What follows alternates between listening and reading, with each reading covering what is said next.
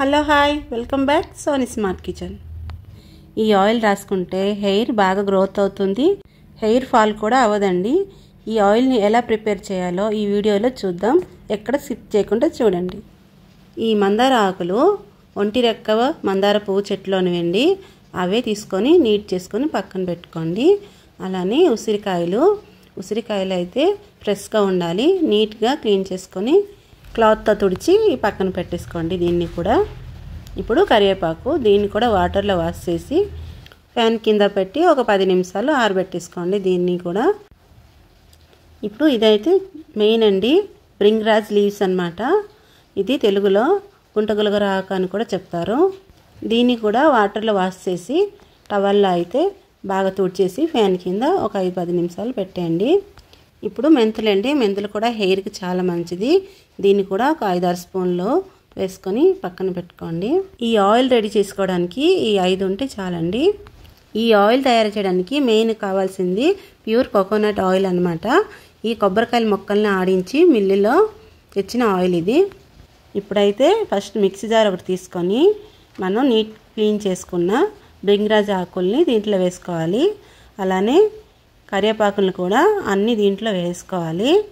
తర్వాత మందార ఆకులను కూడా వేసుకోండి. అలానే కట్ చేసుకొని ఉసిరికాయల ముక్కలను కూడా దీంట్లో వేసుకొని కొంచెం కచ్చాపచ్చగా అయితే గ్రైండ్ చేసుకొని ఈ విధంగా ఉండాలి. దీన్ని ఇలా కచ్చాపచ్చ చేయడం వల్ల ఆయిల్కి దీంట్లో ఉన్న వాల్యూ అంతా దిగుతుందన్నమాట. ఇప్పుడైతే స్టవ్ మీద ఒక కడాయి పెట్టి కడాయి హీట్ అయినాక ఈ ప్యూర్ కోకోనట్ ఆయిల్ని వేసుకోవాలి. మీ దగ్గర ప్యూర్ కోకోనట్ ఆయిల్ లేకపోయినా షాప్లో కొనుక్కున్న ఆయిల్ కూడా వేసుకోవచ్చండి దీంట్లో. ఇప్పుడు ఆయిల్ మొత్తం అయితే నేను 1 లీటర్ వరకు వేస్తున్నాను. ఇప్పుడు ఆయిల్ హీట్ అయ్యాక దీంట్లో ఫస్ట్గా అయితే మెంతులు వేసుకోవాలి.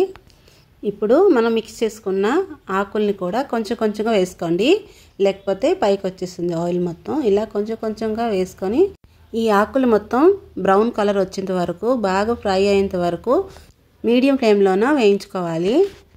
హెయిర్ గ్రోత్ అవ్వాలంటే ఖచ్చితంగా ఈ ఆయిల్ని అయితే ఒక 3 మంత్స్ కనుక మనం డైలీ నుదురికి పట్టించుకొని మసాజ్ చేసుకొని ఆయిల్ రాసుకుంటే హెయిర్ గ్రోత్ అవుతుంది. అలానే హెయిర్ కూడా ఫాల్ అవ్వకుండా ఉంటుంది. ఇప్పుడు ఇలా ఫ్రై అయిపోవాలండి మొత్తం.